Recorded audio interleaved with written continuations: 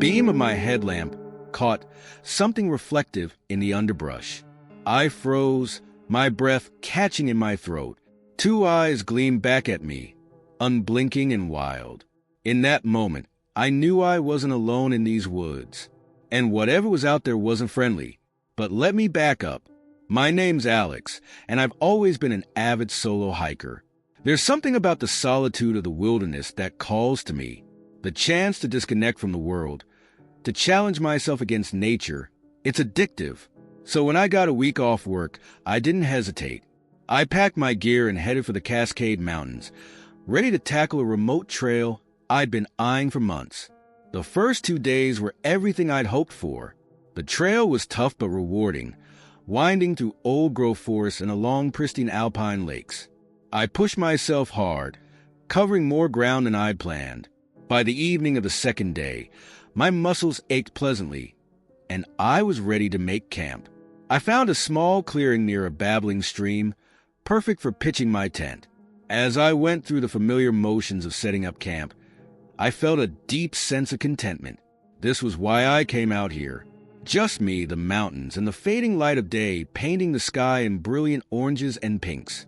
After a simple dinner of dehydrated stroganoff, I secured my food in a bare canister and tucked it away from my campsite. I may have been miles from civilization, but I knew better than to invite unwanted visitors. With everything squared away, I crawled into my tent and drifted off to the sound of wind in the trees. I'm not sure what woke me, a snapping twig, perhaps, or just that prickly feeling of being watched. But suddenly, I was wide awake, every nerve on high alert. The forest outside my tent was eerily quiet. No insects chirping, no nocturnal animals rustling in the underbrush. Just silence, heavy and oppressive. I lay there, barely breathing, straining my ears for any sound. Minutes ticked by, each feeling like an hour. Then I heard it, the unmistakable crunch of footsteps on dried leaves. Slow, deliberate steps circling my tent. My heart hammered against my ribs. I wanted to believe it was just a curious deer, or maybe a raccoon searching for an easy meal. But deep down, I knew better. The footsteps were too heavy, too purposeful. I reached for my headlamp with trembling fingers, debating whether to turn it on. Would the light scare off whatever was out there, or would it just alert my visitor that I was awake? Before I could decide, the footsteps receded. I waited, counting my heartbeats, until I was sure the presence had gone. Only then did I allow myself to breathe normally again. I didn't sleep much that night. When dawn finally broke, I unzipped my tent with shaky hands, half expecting to find my campsite ransacked. But everything looked normal at first glance. My backpack leaned against a tree where I'd left it. The bare canister sat undisturbed. It wasn't until I started breaking camp that I noticed the little things. My hiking boots, which I'd left outside the tent, had been moved. Not far, just a few inches, but enough that I was certain I hadn't left them that way. The zipper on my backpack was partially open, though I always kept it closed to keep out moisture. A chill ran down my spine as I realized someone, or something, had gone to my things while I slept. I did a quick inventory, but nothing seemed to be missing. It was almost worse that way, knowing my visitor had been curious rather than simply looking to steal. I should have packed up and hiked out right then. Every instinct screamed at me to get back to civilization. But I was stubborn, unwilling to let one creepy night ruin the trip I'd been planning for months. I convinced myself it had just been an animal, that my imagination had run wild in the dark. So instead of leaving, I decided to day hike to a nearby peak. The exertion and beautiful views, I reasoned, would help clear my head. I packed a day bag, leaving my tent and most of my gear at the campsite. It'll be fine, I told myself. No one else is out here. The hike was challenging, taking me up steep switchbacks and over fields of scree. But as I'd hoped, the physical effort and breathtaking scenery pushed away the lingering unease from the night before. By the time I reached the summit, I felt like myself again, snapping photos of the panoramic mountain views with a grin on my face. It wasn't until I started the descent that the first twinge of worry returned. The shadows were growing long, and I realized I'd stayed out later than intended. I picked up my pace, not wanting to navigate the tricky terrain in the dark. The sun had dipped behind the mountains by the time I made it back to my campsite. Twilight was fading fast as I approached the clearing, and that's when I saw it. My tent was open, not just unzipped, but with the flap thrown wide as if someone had gone inside. I stopped dead in my tracks, my body flooding with adrenaline. This was no animal. Someone had been here, had gone through my things again, and they might still be nearby. I backed away slowly, trying to stay quiet despite my pounding heart. Options raced through my mind. Should I call out, let them know I was here, or stay silent and try to slip away unnoticed?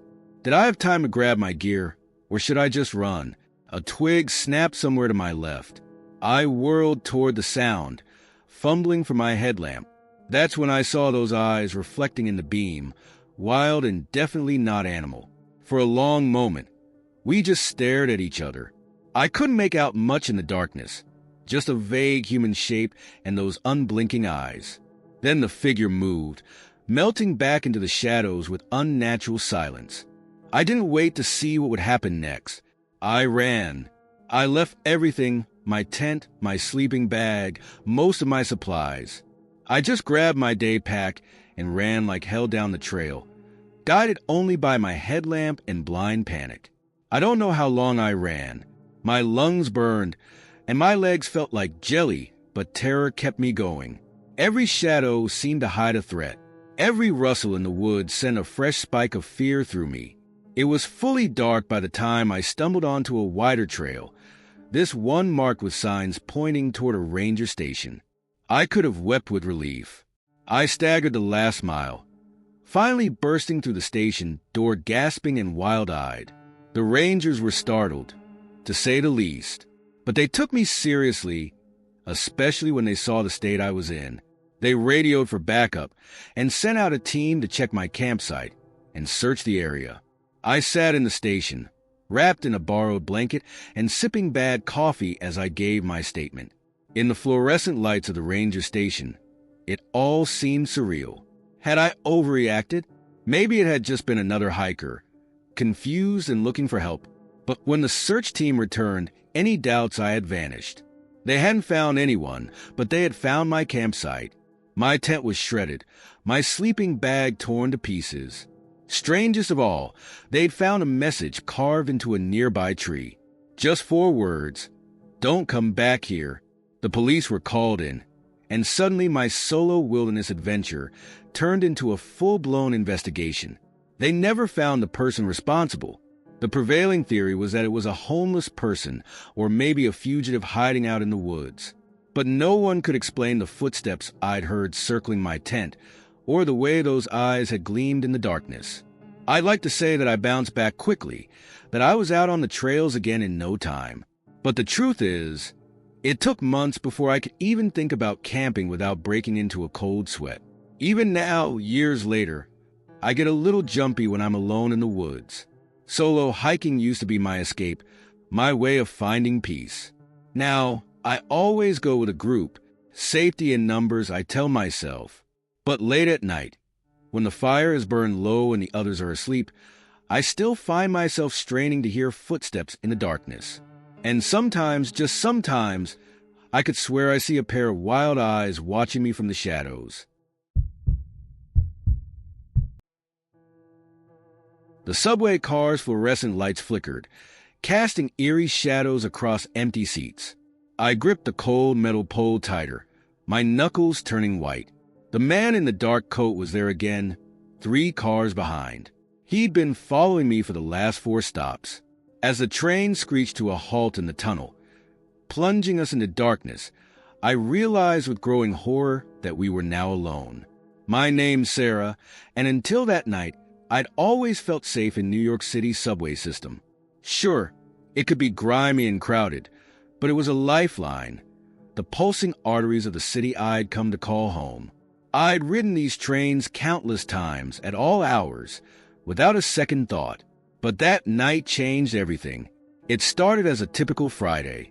I'd stayed late at the office, catching up on work before the weekend.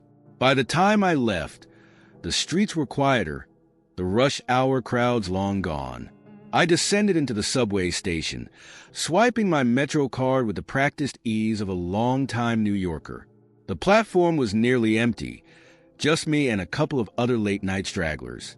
I didn't pay much attention to the man in the dark coat when he came down the stairs.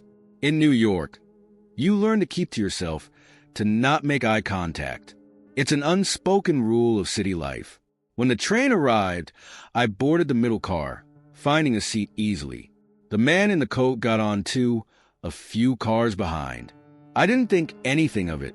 We were headed in the same direction, after all. At the next stop, I noticed him again. He'd moved up a car, closer to me. Still, I brushed it off. People change cars all the time, looking for a better seat or a quieter spot. But a niggling doubt had planted itself in my mind. 2 more stops passed. Each time I saw him, each time he was closer. My heart started to beat faster, and I felt the first trickles of cold sweat down my back. Was I being paranoid, or was he really following me? I decided to test my theory. At the next station, I waited until the last second, then darted off the train. I held my breath, watching through the windows. The man in the coat jumped up, rushing to the doors, but they closed before he could exit. I felt a moment of relief as the train pulled away. But my relief was short-lived. I hadn't planned this far ahead. I was now stuck at an unfamiliar station, late at night, with no train in sight. The platform was deserted, my footsteps echoing off tiled walls as I paced nervously. I checked the schedule. The next train wasn't for another 15 minutes. Those 15 minutes felt like an eternity. Every sound made me jump. The distant rumble of trains in other tunnels. The scurrying of rats along the tracks. The drip, drip, drip of water from a leaky ceiling. I kept glancing over my shoulder, half expecting to see the man in the coat materializing from the shadows.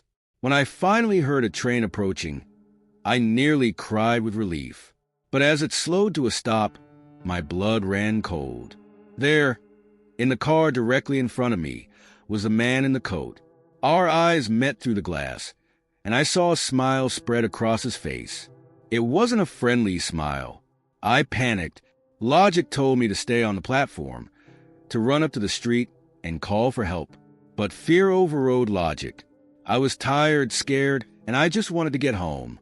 So I boarded the train, choosing a car far from the man. A stupid decision, I know now. But fear rarely leads to smart choices. As we pulled away from the station, I realized my mistake. The car was empty except for me. I looked through the windows connecting the cars, and my stomach dropped. The entire train was empty, save for me and the man in the coat. And he was on the move again, slowly making his way towards my car. I tried to steady my breathing, to think rationally. I still had my phone. I could call for help. But as I pulled it out with shaking hands, I saw there was no signal. Of course not. We were deep underground. The train's rhythm changed, slowing down. Were we arriving at another station?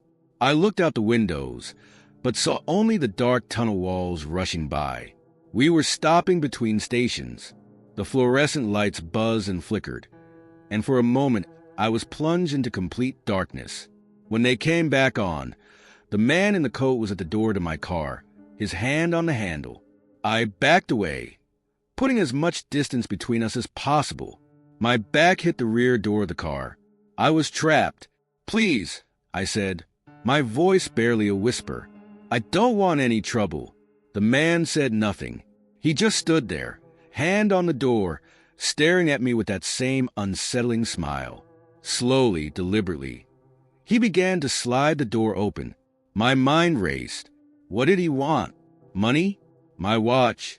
Or something worse? I thought of all the safety tips I'd learned over the years. Keys between the fingers.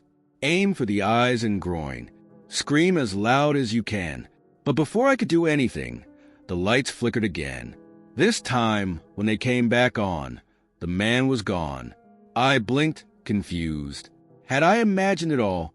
I looked around wildly, expecting him to jump out at any moment. But the car was empty. The train lurched back into motion, and a wave of relief washed over me. Whatever had happened, whatever glitch had caused us to stop, it was over now. We'd be at the next station soon, and I could get off, find a police officer, get help. I sank into a seat, my legs suddenly weak. That's when I noticed something on the floor by my feet. A small, white rectangle. I leaned down to look closer and felt my blood turn to ice. It was a business card. On it was printed a single line. "See you again soon, Sarah." My name. He knew my name. I snatched up the card, my hands shaking so badly I almost dropped it. How? How did he know my name? Had he been watching me before tonight, following me from work? The train pulled into the next station and I bolted. I ran up the stairs two at a time, not stopping until I reached the street. The cool night air hit me like a slap, and I gulped it down, trying to calm my racing heart. I flagged down the first taxi I saw, not caring about the cost. As we drove away, I kept looking back, half expecting to see the man in the coat following us. But the streets were empty. I didn't sleep that night. I double-checked every lock in my apartment, jumped at every sound. The business card sat on my kitchen table, a sinister reminder that the night had been real. In the light of day, I went to the police. They took my statement, but I could tell they were skeptical. A man on the subway who disappeared? A mysteriously appearing business card? It sounded far-fetched, I knew. Without any real evidence, there wasn't much they could do. For weeks after, I was a nervous wreck. I took cabs everywhere, avoiding the subway at all costs. I changed up my routines, varied the times I left for work. I kept seeing the man in the coat out of the corner of my eye, only for it to be a trick of the light or a stranger with a similar build. Gradually, as the days passed without incident, I started to relax. Maybe it had been a one-time thing, a twisted prank, perhaps. Or maybe, just maybe, I had imagined it all, a hallucination brought on by stress and exhaustion. Slowly, life returned to normal. I started taking the subway again, though never late at night. I stopped jumping at shadows. The business card got buried under bills and junk mail on my desk. But sometimes, when I'm on the subway and it stops between stations, I feel my heart rate quicken. I scan the car, looking for a man in a dark coat. And in that moment between the lights going out and coming back on, I wonder at this time, when the darkness lifts, I'll see him standing there, hand on the door, with that unsettling smile. Because deep down, I know the truth. He's still out there, somewhere in the labyrinth of New York subway tunnels, waiting, watching, and one day, when I least expect it, I'll see him again. The man in the dark coat, with my name on a business card and a promise of a future encounter. Until then, I ride the trains, but I never truly relax. In New York's underground, you're never really alone. And sometimes, the monsters are all too real.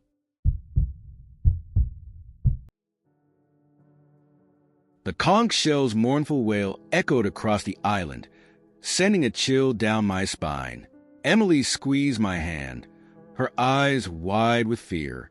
"Jack," she whispered, "what's happening?" I wished I knew, but as the sound faded and an eerie silence settled over our bungalow, one thing was clear. Our romantic getaway had just taken a terrifying turn. It had all started so perfectly. Emily and I had been dating for 2 years, and this trip was meant to be our big romantic adventure.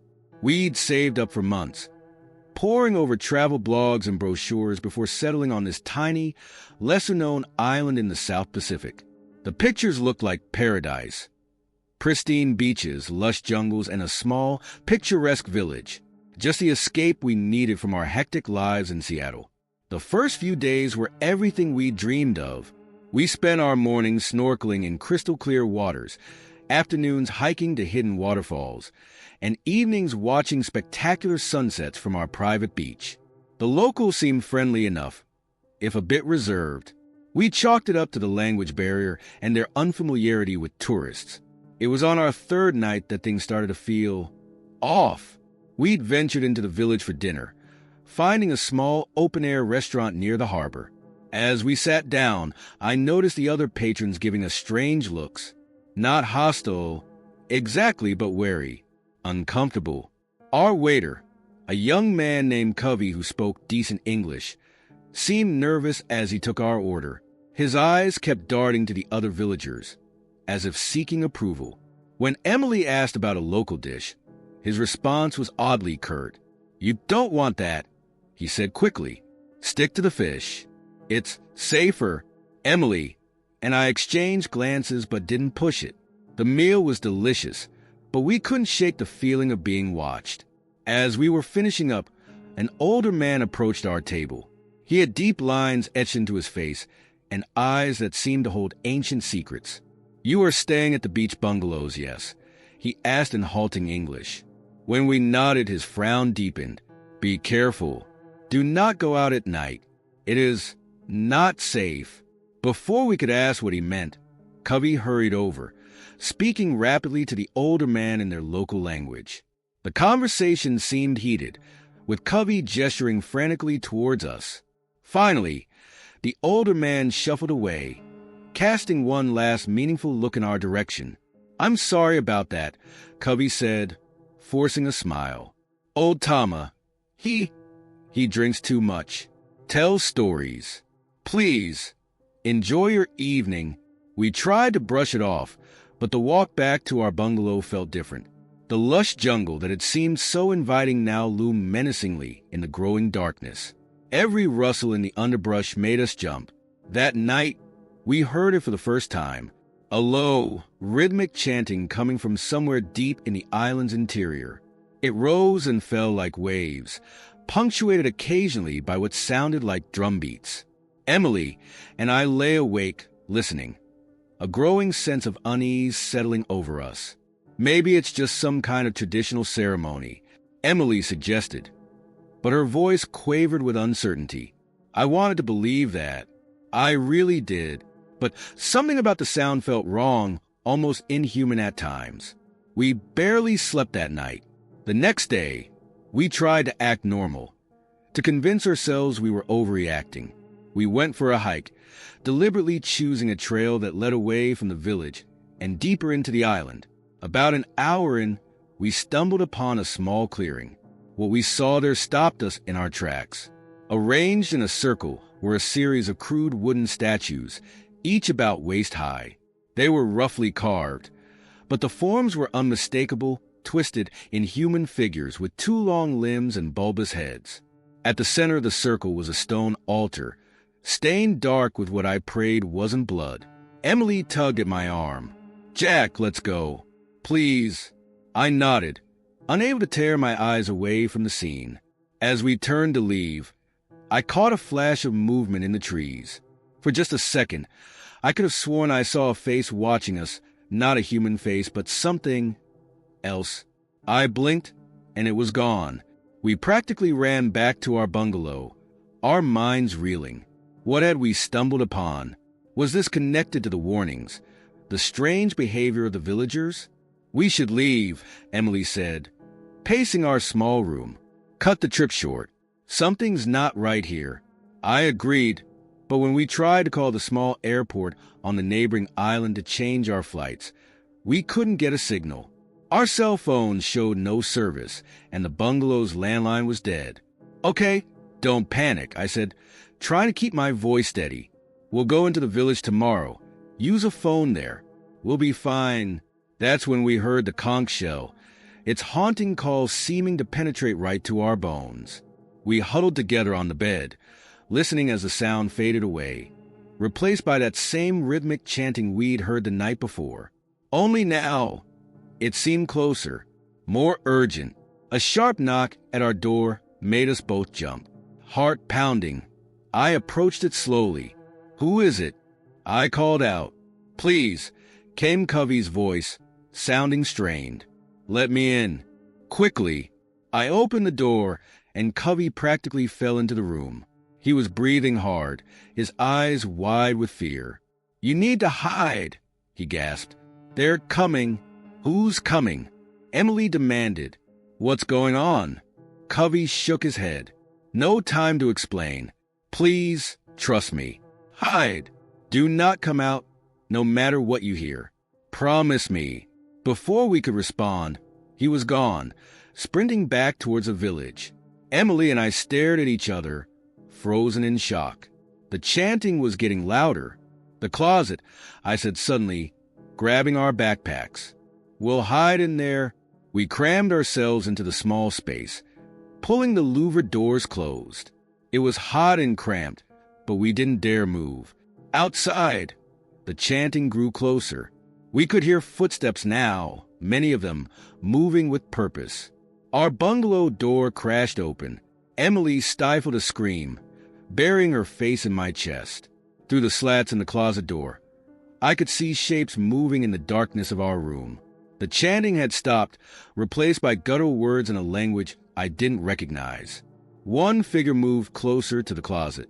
I held my breath, certain we were about to be discovered. But then another voice called out, and the shape moved away.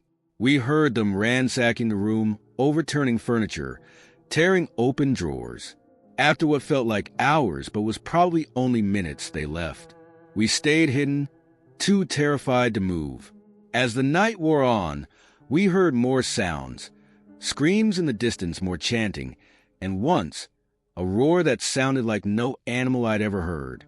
Dawn broke, painting the sky in soft pinks and golds that belied the terror of the night. Cautiously, we emerged from our hiding place. Our bungalow was a mess, but we were unharmed. Outside, the island seemed peaceful again, as if nothing had happened. We packed quickly, throwing our belongings haphazardly into our bags. As we stepped outside, Covey appeared, looking haggard.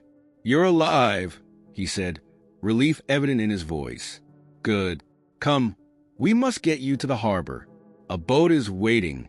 As we hurried through the village, I saw signs of the night's events. Broken windows, doors hanging off hinges, dark stains on the ground I didn't want to examine too closely. The few villagers we passed avoided eye contact, hurrying about their business as if trying to pretend everything was normal. At the harbor, a small fishing boat was indeed waiting. The captain, an older man with weathered skin, nodded grimly as we approached. "Wait," I said as Emily boarded. "Covey, what happened last night? What's going on here?" Covey glanced nervously over his shoulder before leaning in close. "Some things are better left unknown," he whispered. "Some old ways should stay buried. For your own safety, forget this place. Never speak of what you've seen." With that cryptic warning, he helped me onto the boat. As we pulled away from the island, I saw movement at the edge of the jungle. Those same twisted figures from the clearing, watching us leave. I blinked, and they were gone. Emily and I never spoke much about our time on the island. How could we explain it? Who would believe us? We told our friends the trip was cut short due to bad weather and tried to put it behind us. But sometimes, late at night, I still hear that conch shell's call in my dreams. And I wonder about the secrets hidden on that small island and the ancient, terrible things that sometimes wake in the dark of night. The door handle turned slowly, the metallic scrape cutting through the silence of the night. My breath caught in my throat as I lay paralyzed in the unfamiliar bed, eyes fixed on the shadowy outline of the motel room door. I was alone, miles from home, and someone was trying to get in. It had been a long day on the road. My name's Mike, and I'm a traveling salesman. Yeah, I know. Sounds like the setup for a bad joke. But it's my life, crisscrossing the Midwest, peddling industrial equipment to factories and workshops. It's not glamorous, but it pays the bills.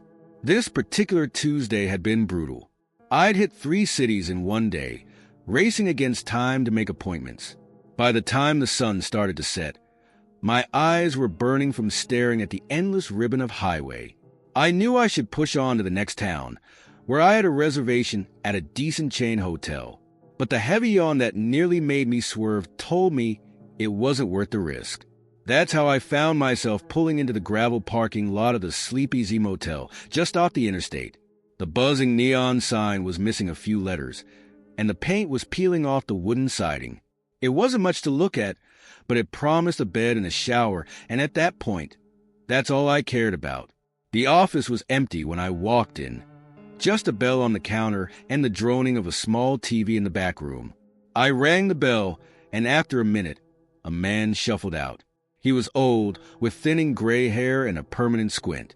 He barely said 2 words as he took my credit card and handed me a key, an actual metal key, not one of those electronic key cards most places use now. Room 13, he grunted, pointing to a door at the far end of the building. I thanked him, but he had already turned away, shambling back to whatever he'd been watching. The room was about what you'd expect from a place like this. Faded floral wallpaper, a sagging double bed, and a TV that looked like it was older than me.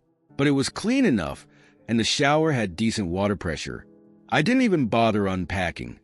Just stripped down to my boxers and collapsed onto the bed. I must have dozed off pretty quickly because the next thing I knew, I was jolted awake by a noise. At first, I couldn't place it. The room was dark, lit only by the glow of the digital alarm clock on the nightstand. 2:17 a.m., it read in angry red numbers. Then I heard it again, a soft scratching sound coming from the door. My first thought was that it must be a cat or some other animal. But as I lay there, straining my ears, the scratching turned into a more deliberate sound. Someone was trying the door handle. I froze, my heart suddenly pounding. Had I remembered to lock the door? I always did. It was habit, but in my exhausted state, had I forgotten? The handle turned slowly, the mechanism inside the door making a grinding noise that seemed impossibly loud in the quiet room. My mind raced through possibilities. Maybe it was just another guest, drunk and confused, trying the wrong room. Or perhaps the night manager, checking on something. But if that was the case, why didn't they knock? Why the slow, cautious turning of the handle? The door creaked open a crack, and I saw a sliver of darkness from the outside. A shadow moved in that sliver, blocking out the faint light from the parking lot. Someone was coming in. I should have called out, should have said something to alert the intruder that the room was occupied. But fear had robbed me of my voice.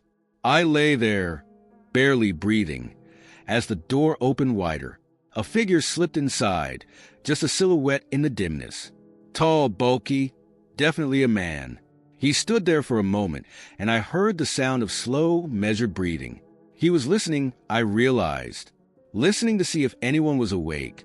My hand inched towards a nightstand, searching for something, anything I could use as a weapon. My fingers closed around the base of the lamp. It wasn't much, but it was better than nothing.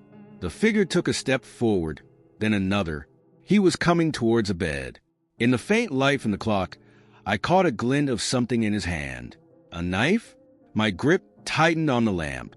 Just as I was about to spring up, to try to catch him by surprise, a sound broke the tension. A loud, electronic chirping filled the room. My phone was ringing.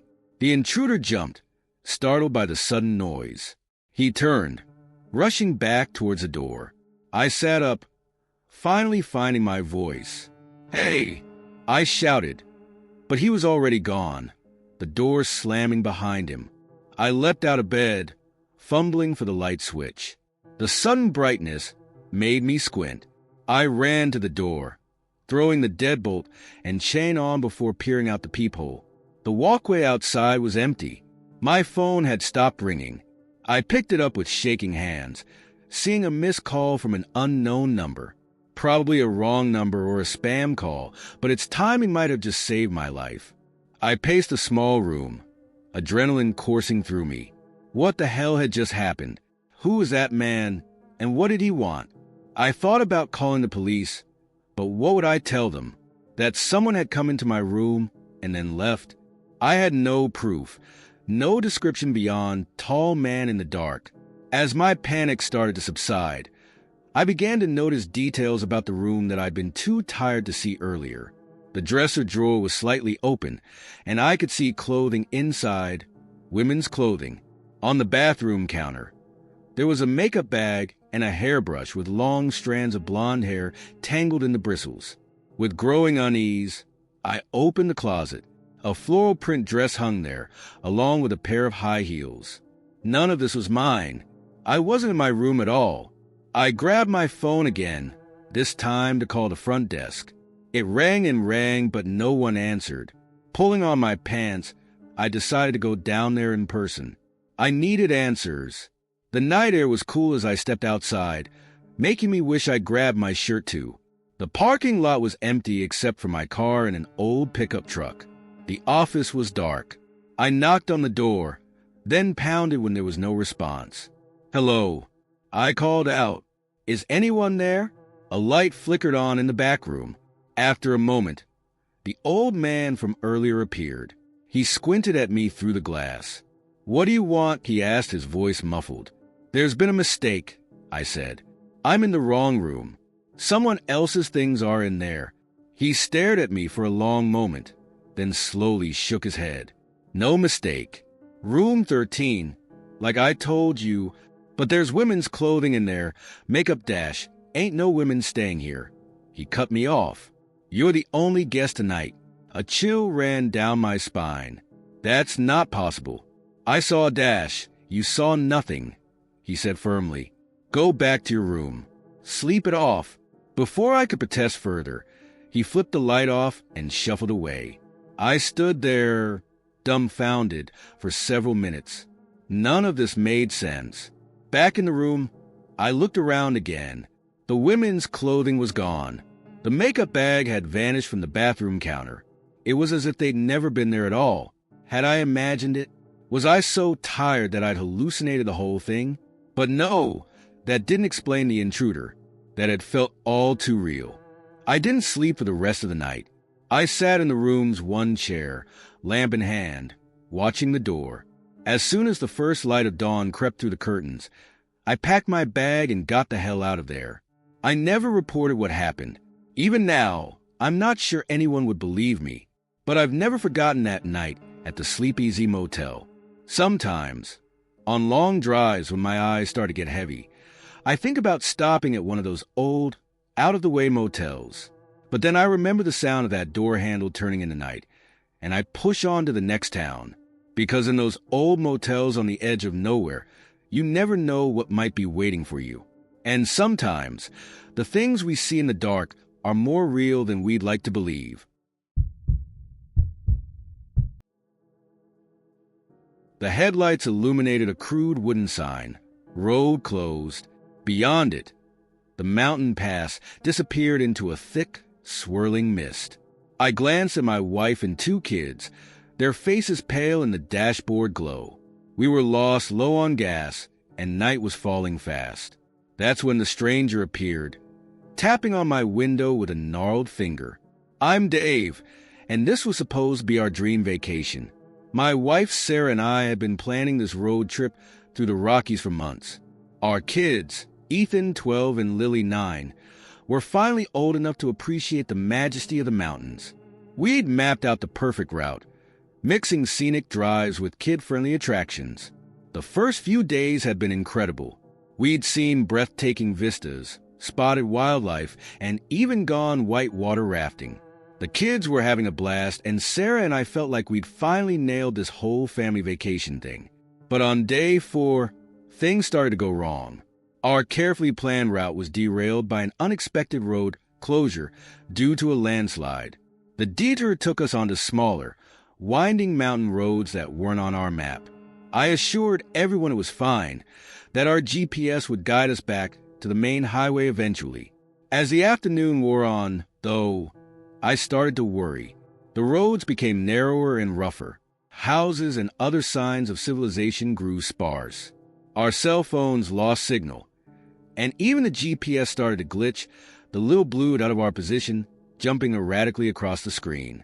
Sarah kept shooting me concerned looks, but I put on a brave face for the kids. "It's an adventure," I said with forced cheer. "We're exploring parts of the mountains most tourists never see." Ethan, going through a moody preteen phase, just grunted and went back to his game. But Lily pressed her face against the window, wide-eyed. "Dad," she said, "I don't like these woods. They look scary." I had to admit, she had a point. As the sun began to set, the towering pines cast long shadows across the road. The forest pressed in close on both sides, branches scraping against the car. More than once, I could have sworn I saw something move in the undergrowth just at the edge of my vision. That's when we came upon the road closed sign. I braked hard, the tires crunching on gravel. "What now?" Sarah asked, tension evident in her voice. I stared at the sign, then at the mist-shrouded road beyond. The smart thing would be to turn around, to try to retrace our steps. But we were already dangerously low on fuel. If we backtracked too far without finding a gas station, we could end up stranded in the middle of nowhere.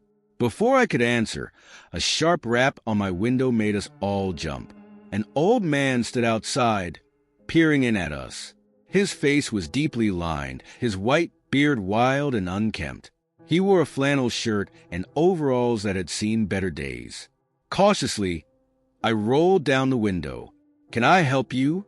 The old man's eyes darted between us, lingering for an uncomfortably long time on the kids in the back seat.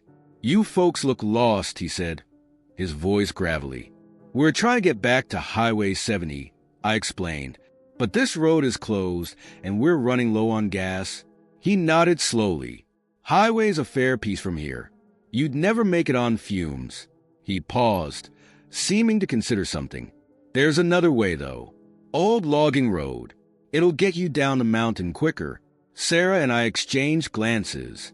On one hand, taking directions from a strange old man in the woods seemed like the beginning of every horror movie ever. On the other, we were quickly running out of options. "Is it safe?" Sarah asked. The old man's mouth twisted into what might have been a smile. "Safe as anything up here in these mountains, ma'am. Just stay on the road. And don't stop for nothing, no matter what you might see or hear." That last part sent a chill down my spine, but I pushed the feeling aside. "How do we find this road?" He gave us directions, pointing back the way we'd come. "About a mile back, there's a turn off to the left. Ain't marked, but you'll see it if you're looking. That'll take you down." I thanked him, already rolling up the window, eager to be on our way. But his hand shot out, gripping the top of the glass with surprising strength. "One more thing," he said, his voice low. "If you pass an old church, you've gone too far. Don't go past that church, you hear? No matter what." Before I could ask what he meant, he turned and melted into the shadows of the forest. The kids erupted into nervous chatter in the back seat. "Dad, that guy was creepy," Ethan said. "Are we really going to follow his directions?" Lily asked, her voice quavering. I looked at Sarah. She shrugged, looking as uncertain as I felt. "Do we have a choice?" she asked quietly. I sighed, putting the car in reverse. "I guess not." We backtracked slowly, all of us straining to spot the turnoff the old man had mentioned. Just when I was starting to think we'd missed it, Sarah called out, "There, to the left." Sure enough, there was a narrow dirt road leading off into the trees. If you weren't looking for it, you'd drive right by. I made the turn, the car bouncing as we left the paved surface behind. The road was little more than a trail, barely wide enough for our SUV. Branches scraped the sides of the car as we crawled along. The headlights created a narrow tunnel of visibility, beyond which lay impenetrable darkness. We drove in tense silence for what felt like hours, but was probably only 20 minutes. The gas gauge dipped lower and lower, the warning light blinking ominously. Just as I was starting to think we'd made a terrible mistake, the trees began to thin out, the road widened slightly, and I could see the silhouette of the valley below. "Look," I said, relief flooding through me. "We're almost down. We'll be back to civilization in no time." That's when we saw the church. It loomed suddenly out of the darkness, a decrepit wooden structure with a sagging roof and broken windows. In the moonlight, it looked like a skeletal thing, long abandoned and left to rot. "Dave," Sarah said, her voice tight. "The old man said not to go past the church, remember?" I nodded, slowing the car.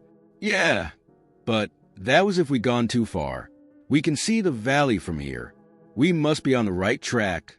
"I don't like it," Ethan piped up from the back. "It looks haunted." Lily whimpered in agreement. I was about to reassure them when something caught my eye. There was a light in one of the church windows. Just for a second, I could have sworn I saw a figure standing there, watching us. "Did you see that?" I asked. Sarah nodded, her face pale. "Maybe we should turn around." I gripped the steering wheel, indecision paralyzing me. The gas gauge blinked insistently. If we turned back now, we'd almost certainly run out of fuel before finding help. "We have to keep going," I said finally. "We don't have enough gas to turn back." Slowly, cautiously, I eased the car forward. As we drew level with the church, an unnatural silence fell. The engine seemed muffled. The kids' nervous breathing faded away. It was as if we'd entered a bubble of absolute stillness. Then, just as we were about to pass the church, every door of our car flew open. Sarah screamed. The kids shrieked in the back seat. I slammed on the brakes, the car skidding on the loose gravel. "Close the doors," I yelled, fumbling with my seatbelt. But before any of us could move, I felt something, a presence, cold and ancient and hungry, pressing in on us from all sides. The air inside the car grew frigid. Our breaths came out in visible puffs. In the rear-view mirror, I saw Ethan and Lily clutching each other, their eyes wide with terror. That's when I heard it, a voice, barely more than a whisper, but somehow cutting through everything else. "We've been waiting for you." I looked up at the church. Every window was lit now, silhouettes moving behind the grimy glass. The front door creaked open and a figure stepped out. It was the old man who'd given us directions, but wrong. His skin was pale, almost translucent, and his eyes glowed with an eerie light. He smiled, revealing teeth that were far too sharp. "Welcome," he said, his voice echoing unnaturally. We so rarely get visitors these days. More figures emerged from the church, all with that same otherworldly pallor, those same glowing eyes. They moved towards our car with a terrible purpose. In that moment, something snapped inside me. Primal fear overrode everything else. I slammed the car into reverse, not even bothering to close the doors. Gravel sprayed as the tires fought for purchase. The figures from the church lunged for us, inhumanly fast. I felt icy fingers brush my arm as one nearly got hold of me. But then we were moving, speeding backwards up the road we'd come down. I didn't slow down until the church had disappeared from view. Only then did we stop to close the doors, all of us shaking and on the verge of tears. We never spoke about what happened that night. Even now, years later, it feels like a shared nightmare, too bizarre to be real. But sometimes, when we're driving at night and pass an old church on a lonely road, I feel a chill run down my spine. And I remember the lesson we learned in those mountains. Some directions are best left unfollowed. And some places, once you find them, never let you go completely.